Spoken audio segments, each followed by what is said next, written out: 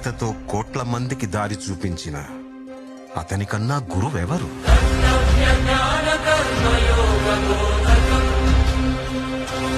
రక్షణ కోసం సముద్రం మధ్యలో ద్వారకా నగరాన్ని కట్టిన అతనికన్నా గొప్ప ఆర్కిటెక్ట్ ఎవరు?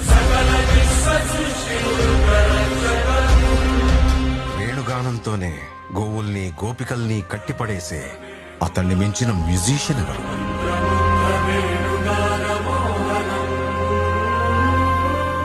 ధర్మం కోసం యుద్ధం చేయమని చెప్పిన అతన్ని మించిన వీరుడెవరు?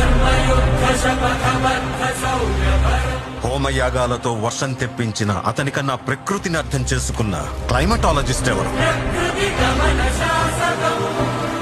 అన్కంట్రోలబుల్ ఆర్పిఎం తో తిరిగే సుదర్శన చక్రాన్ని కంట్రోల్ చేసే అతనికి మించిన కైనెటిక్ ఇంజనీర్ ఎవరు?